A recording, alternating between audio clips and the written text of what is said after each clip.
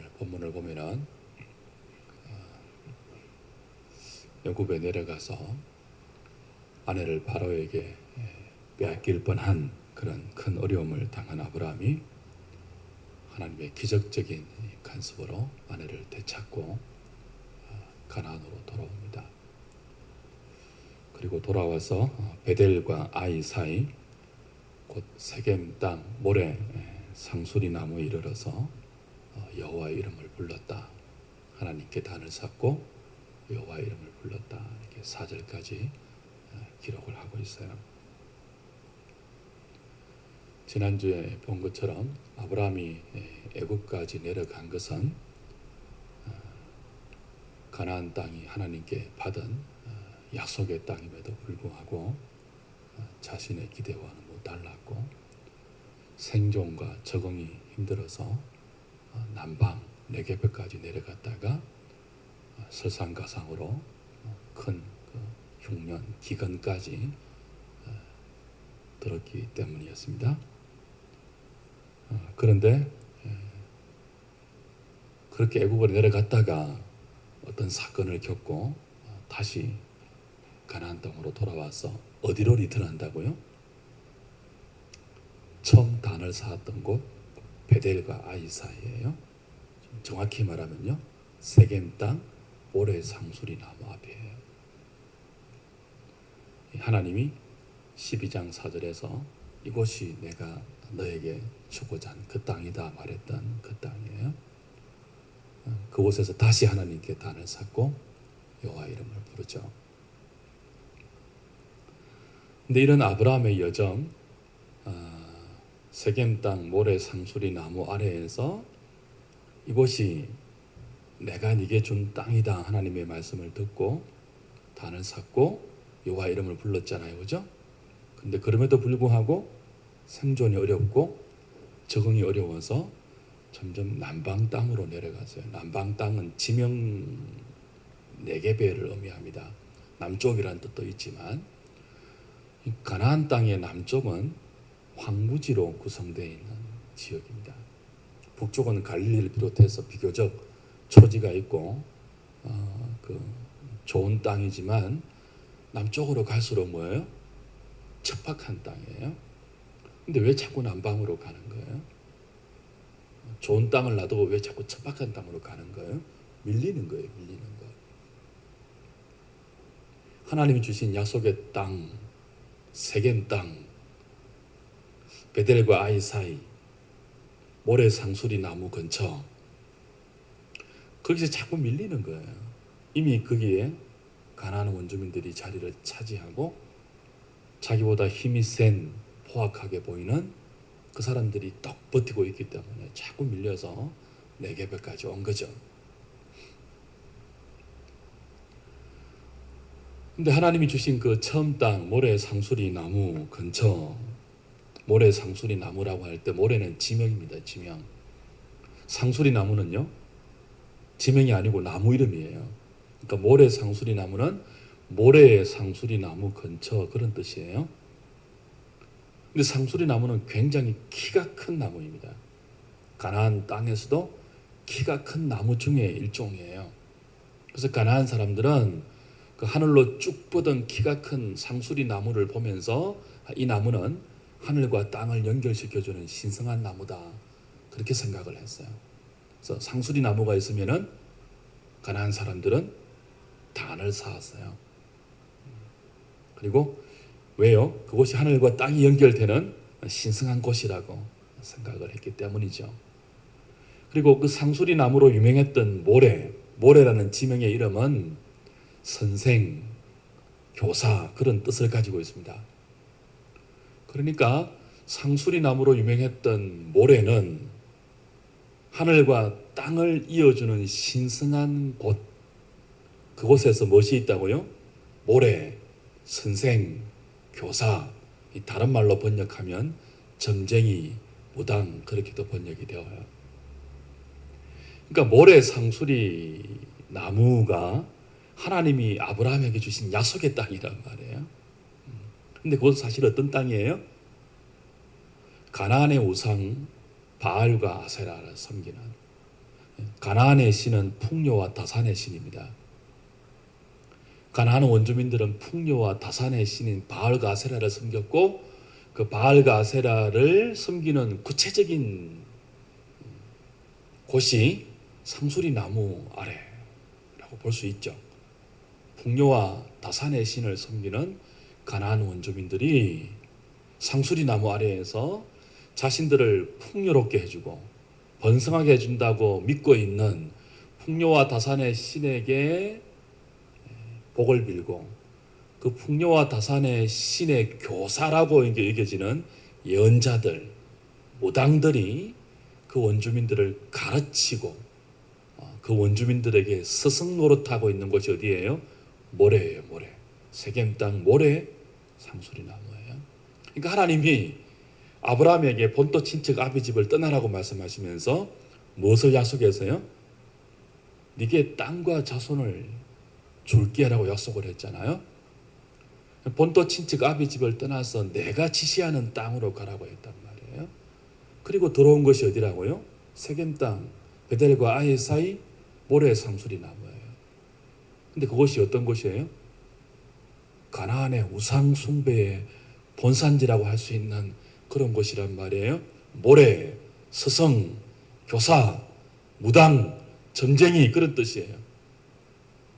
하늘과 땅을 이어주는 키가 높은 상수리 나무 아래에서 예언자들이, 무당들이 바알과 그죠? 번영과 다산과 풍요를 약속하면서 그 백성들에게 스승 노릇하고 있는 땅.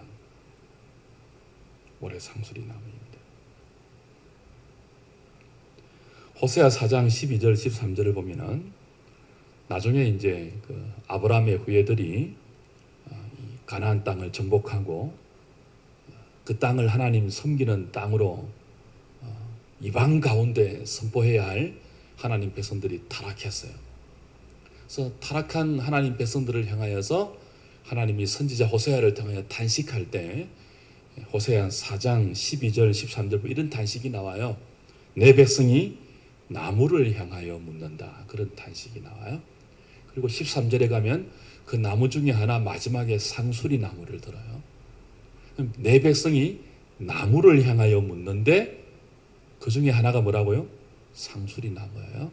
그러니까 아브라함의 후예인 이스라엘 백성들이 나중에 가나안 땅에 들어가서 가나안 땅을 정복하잖아요. 그죠? 요수아 때. 그리고 그 땅에서 이제 하나님 백성으로 살아내어야 돼요. 우상을 몰아내고 하나님을 유일하신 참신으로 인정하면서 하나님을 경배하는 백성으로 살아내어야 하는데 그 백성들이 타락해서 어떻게 했습니까? 하나님께 묻지 않고 나무에게 묻는단 말이에요. 나무. 그 나무 중에 하나가 뭐라고요? 상수리 나무예요. 그러니까 이 상수리 나무는 처음부터 가나안의 우상을 섬기던 곳이란 말이죠. 그러니까 하나님은 아브라함을 불러내시면서 하필이면 어디로 불러내십니까? 이 우상 숭배의 본산지로 불러내시는 거예요.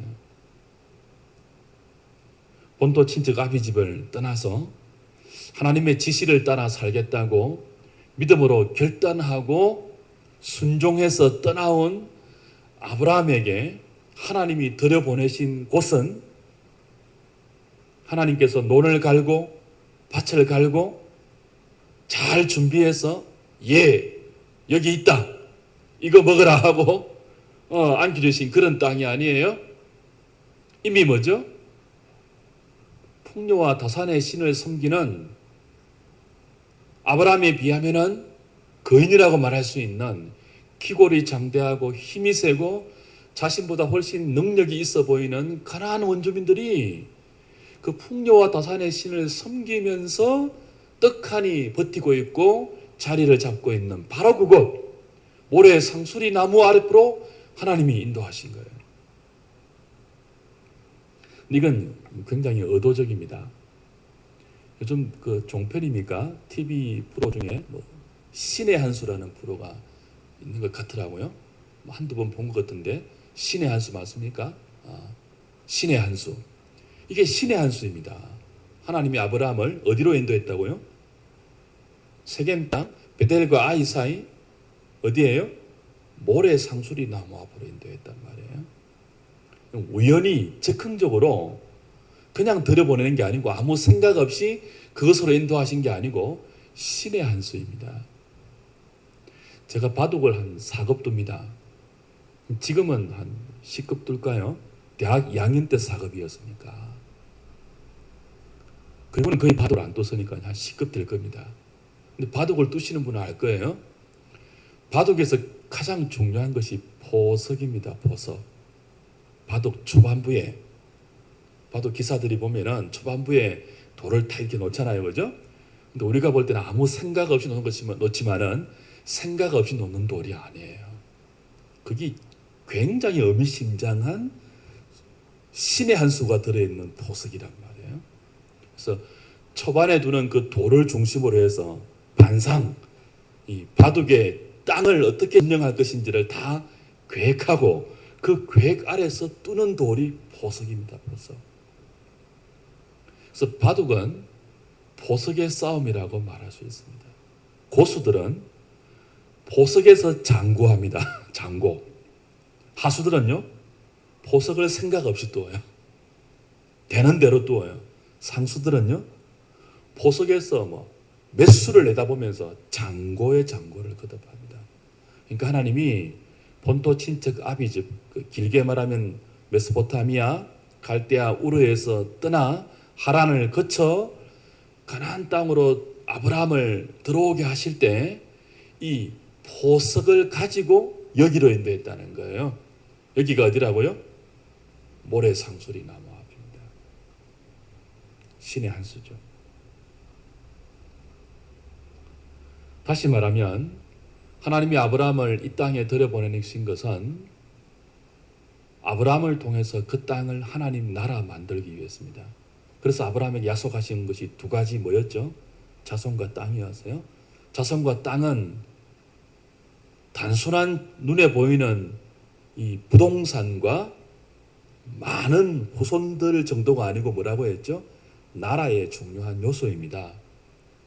국민과 영토라는 개념이에요.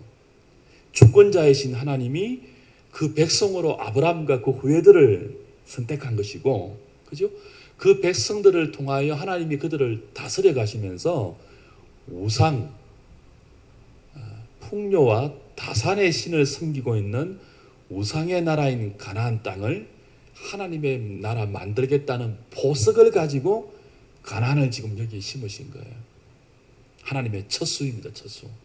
가나안 땅에 뜨고 있는 하나님의 첫 수가 뭐예요? 모래 상수리 나무 앞으로 아브라함을 인도하신 거예요. 그래서 아브라함은 이 땅에서 미리 틀을 잡고 선점하고 있는 가나안 사람들, 이 사람들이 누구예요?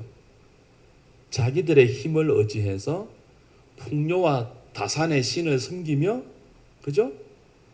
더 넓은 땅을 소망하고 있는 힘센 사람들입니다. 그 가운데 아브라함을 심으시면서 하나님 뭘 요구하고 있는 거예요? 이 사람들은 풍요와 다산이 최고의 목표이다. 풍요와 다산을 위해서 하늘과 땅이 이어졌다고 믿고 있는 상수리 나무 아래에서 누가 누군지도 모르고 그저 풍요와 다산의 복을 이루어 줄 수 있다면 누구라 할지라도 나의 소원을 이루어 달라고 천지신명께 비는 그 사람들이 포진하고 있는 그 땅에서 너는 누구예요? 하나님의 말씀을 따라서 말씀하시는 하나님께 모든 것을 걸고 이 땅을 하나님 나라 만들어야 하는 내 백성으로 부름받고 있다는 사실. 그래서 바알이냐 아세라냐 풍요와 다산이냐 보이지 않지만 말씀하시는 하나님이냐, 이 둘 사이에서 끊임없이 선택하고 어떤 신을 섬길 것인가를 선택하면서 그 우상의 땅을 하나님의 나라로 만들어야 할 하나님의 보석으로 아브라함이 심겨지고 있다는 거예요. 그래서 아브라함의 약속의 땅에서의 모든 발걸음은 그 훈련이고 그 싸움의 연속입니다. 하나님이냐? 상수리 나무 아래에서 벌어지고 있는 풍요와 다산을 꿈꾸면서 자기 힘을 근거로 해서 끝없는 팽창과 번영을 추구하는 이 가나안의 신과 하나님 사이에 뭘 선택할 것인가? 그 선택의 싸움의 연속이에요. 눈으로 볼 때는 뭐가 더 강하게 보여요? 가나안 사람이 더 강하게 보여요. 왜냐하면 이미 선점하고 있기 때문에, 이미 자리를 차지하고 있기 때문에. 근데 이 하나님의 보석을, 신의 한 수를 아직 아브라함이 알고 있을까요? 모르고 있을까요? 아직 잘 몰라요. 하나님이 약속을 받았잖아요. 땅을 줄게, 자손을 줄게. 그죠? 약속을 받았지만 왜 자기가 거기에 심겨져 있는지, 그리고 하나님이 어떤 보석을 가지고 그 땅으로 들어지는지 하나님의 한 수를 아직 아브라함이 잘 알지를 못해요. 누구도 모르고요. 가나안 원주민들도 모르고요. 그래서 가나안 사람들은 아브라함이 그의 가족과 일행들을 이끌고 그 땅에 들어왔을 때 참 우스워 보였을 거예요. 어디서 굴러먹다가 온 사람인지 모르겠지만 갑자기 낯선 이방인 하나가 들어와서 여기 기웃 저기 기웃 하는 것을 보면서 얼마나 우스워 보였겠습니까? 겉으로 볼 때는 아무것도 아니거든요, 이게.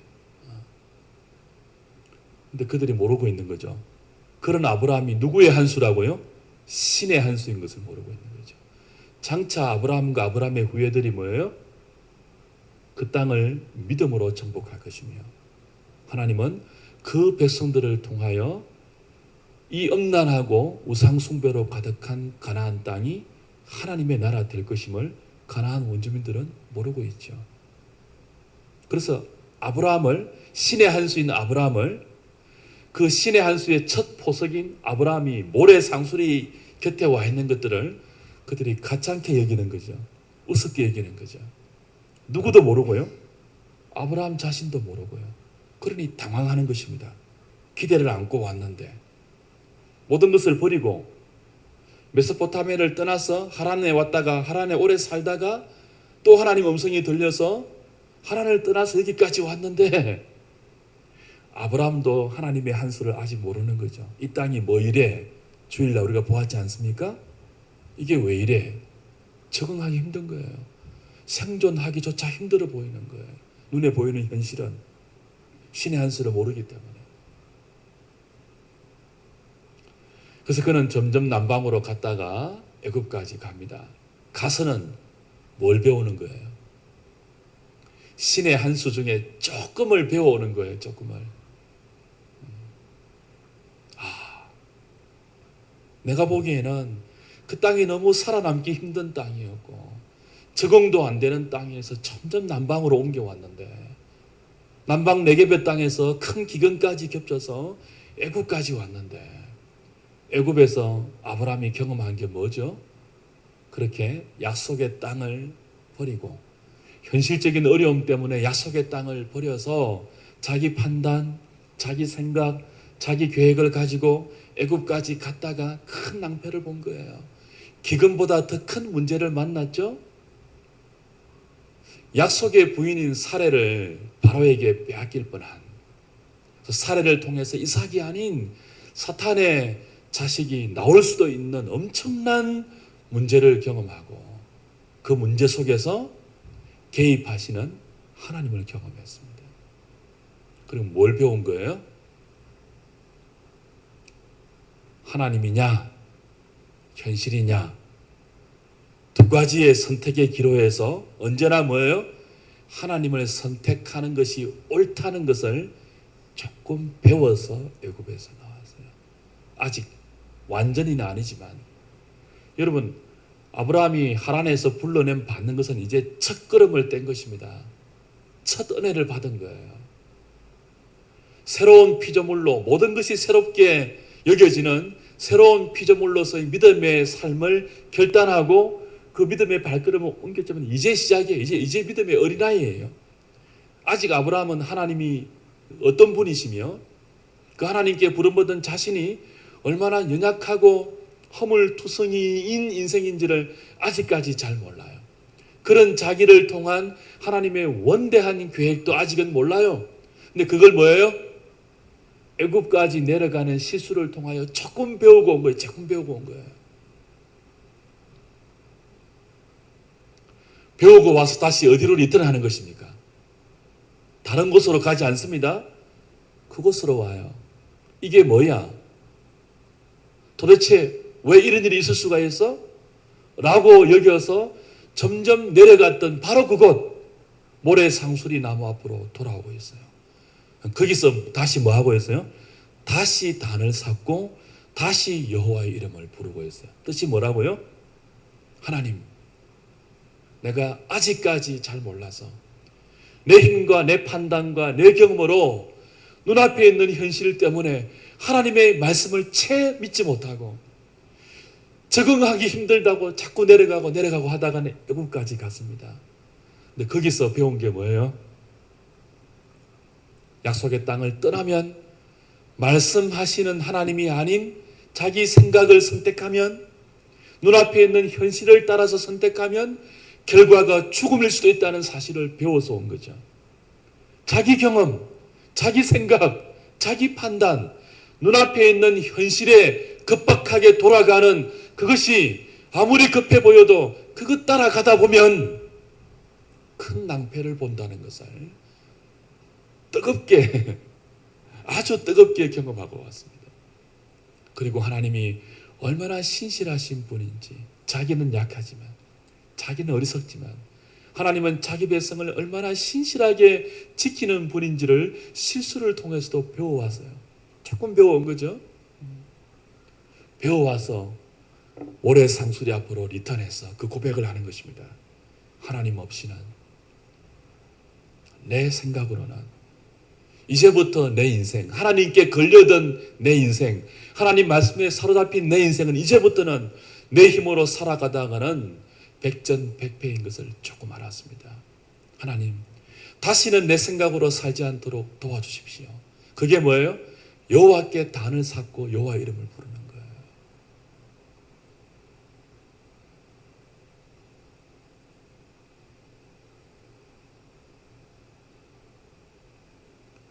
그래서 모래 상수리 나무 베델과 아이 사이 세겜 땅은 굉장히 의미심장한 땅입니다. 이건 앞으로 여러분들이 창세기를 보실 때 반복되는 지명이에요. 의미 없는 땅이 아니에요. 기억하십시오. 세겜 땅, 베델과 아이 사이, 그리고 모래 상수리 나무는요, 반복해서 등장하는 지명입니다. 이삭에게도 야곱에게도. 여러분 기억나십니까? 야곱이 영적 결단을 할 때마다 올라가는 것이 어디예요? 베델입니다. 베델. 일어나 베델로 올라가자. 그리고 베델에 올라가서 야곱 가족들이 가지고 있는 모든 우상들을 다 파묻은 곳이 어딘 줄 아세요? 세겜 땅 모래 상수리 나무 앞입니다. 영적인 어떤 중요한 깨달음과 영적인 어떤 결심들이 생길 때마다 아브라함과 그의 자손들이 반복해서 찾았던 곳이 어디라고요? 세겜 땅이 베델과 아이 사이고 모래 상수리 나무예요. 뭐예요? 이건 나중에 또 어떻게 등장하는지 한번 보실까요? 신명기 11장, 신명기 11장.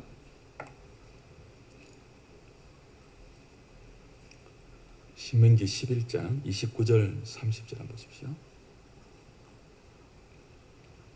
280페이지.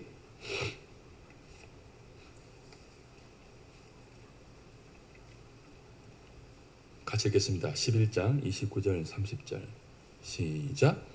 내 하나님 여호와께서 내가 가서 차지할 땅으로 너를 인도하여 들이실 때에 너는 그리심 산에서 축복을 선포하고 에발산에서 저주를 선포하라.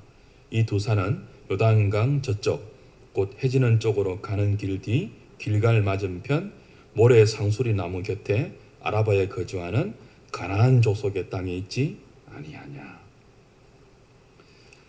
자, 신명기는 가나안 땅을 앞두고 있는 이스라엘 백성들에게 모세가 최종적으로 남기는 유언적인 그런 모세오경이죠.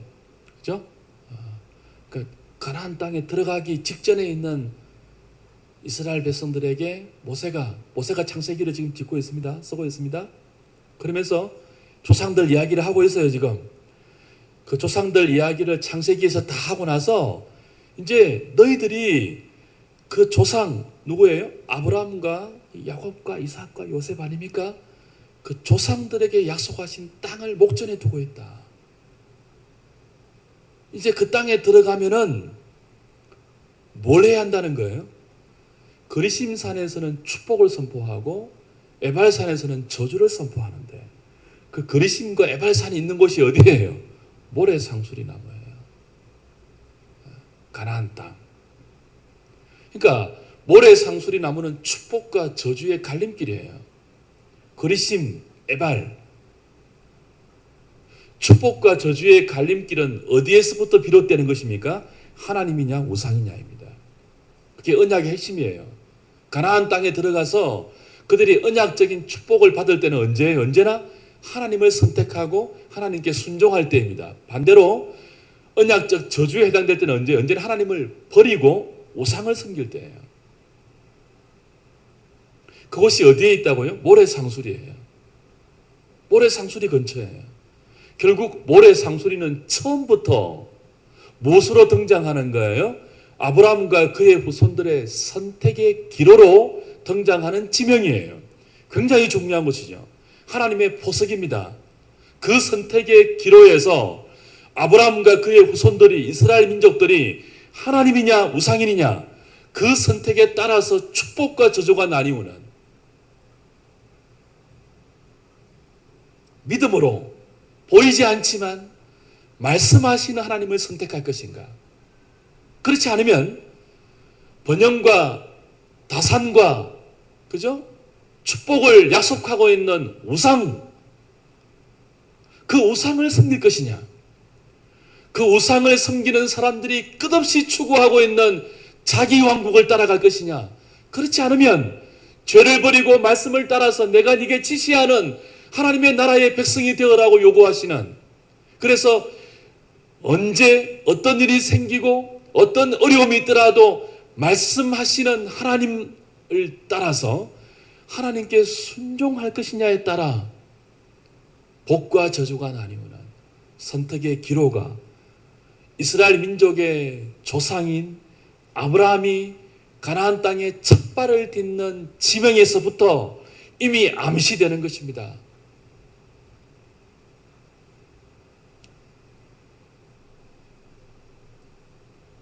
이건 오늘 저와 여러분에게 동일하죠.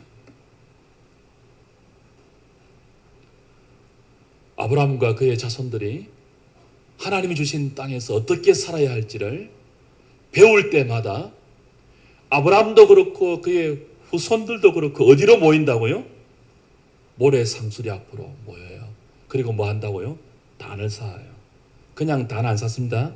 나중에 보시면은 우상들을 다 버리고 단을 쌓아요. 그러니까 아브라함이 애굽에 내려갔다가 배워온 게 뭐예요?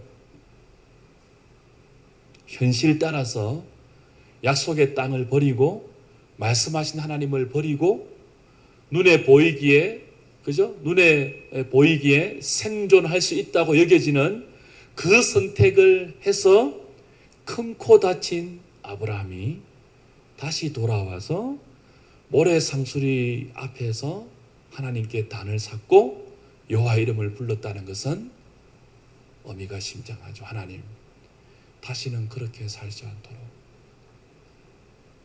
다시는 눈앞에 급급한 현실 때문에 내 이익을 쫓아서 생존하려고, 적응하려고, 살려고 말씀을 버리지 않도록, 약속의 땅을 떠나지 않도록, 하나님이 아닌 다른 것을 선택하지 않도록, 하나님이 버려두시면은 무지하고 미련한 나는 반복해서 떠날 수밖에 없는 나입니다.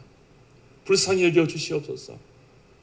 언제나 하나님의 은혜 가운데 보이지 않지만 말씀으로 인도하셨던 그 하나님을 믿고 신뢰하여 말씀에 머물러 있을 수 있도록, 하나님께 순종할 수 있도록, 눈앞에 보이는 현실이 아닌 하나님을 선택할 수 있는 믿음을 주십시오. 그게 뭐예요? 여호와께 단을 쌓고 여호와 이름을 부르는 거예요. 어디에서요? 신의 한 수를 잘 파악하지 못해서 떠났던 모래 상수리 앞으로 돌아왔어요. 주 안에 사랑하는 여러분, 혹시나 아직 우리의 연약함으로 인해서, 무지함과 미련함으로 인해서 하나님의 한 수를 깨닫지 못하고 여러분에게 어려움이 오는 것은 신의 한 수입니다. 신의 한 수예요. 믿음으로 살겠다고 결심하고 하나님에서 떠나서 하나님이 지시하는 곳으로 온 백성들에게 떨어지는 어려움은요, 신의 한 수라니까요. 그 신의 한 수를 아직까지 잘 깨닫지 못하고 눈에 보이는 현실 때문에 하나님 말씀이 아닌 다른 것을 선택해서 여러분 낭패 보신 경험이 있습니까? 어디로 돌아와야 돼요? 다른 곳으로 가면 안 돼요. 아브라함이 애굽에 내려갔다가 은과 금과 노비와 낙태와 말과 재산을 얻어가 왔어요. 누구한테 받아온 거예요? 바로에게 받아온 거예요. 이 복이라고 여기고 이걸 마누라 팔아서 얻은 복인데, 얻은 재물인데 이걸 복이라고 여기고 모래 상수리 나무로 돌아가지 않고 뭐예요? 다른 곳으로 가서 또 다른 계획을 펼쳤으면 큰일 나는 거예요. 이거는 망하는 거예요. 우리는 돌아가야 할 곳이 정해져 있습니다. 오늘 이 저녁에 저와 여러분들이 혹시나 우리의 남은 여생은요, 이 끝없는 선택의 연속입니다.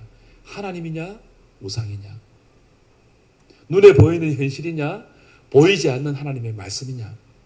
현실은 현찰이고요, 하나님 말씀은 뭐라고 했죠? 약속음이에요. 현찰이냐 음이냐, 이 둘 사이에서 우리는 언제나 뭘 선택해야 돼요? 약속음을 선택해야 돼요. 약속음을 현찰로 바꾸려면요, 깡 해야 됩니다. 깡. 버티면요 그대로 받을 수 있지만 깡하지 마시기 바랍니다. 카드 깡하고 깡하고 할인 받고, 왜 그렇게 바꿔요? 참고 버티면 약속하신 그대로 다 받아냅니다. 혹시나 아직 우리가 하나님의 한 수를 채 읽지 못하여서 말씀에 순종하는 삶을 믿음으로 연결시키지 못하고 있다면 언제라도 모래 상수리 앞으로 돌아가서 실패를 경험하고 다시 그곳으로 복귀하고 있는 아브라함처럼 우리의 모래 상수리 나무 앞으로 복귀하는, 그곳을 우상 숭배 현장으로 만들지 않고 하나님을 섬기는 예배의 장소로 바꾸는 저와 여러분 될 수 있기를 주의 이름으로 부탁을 드립니다.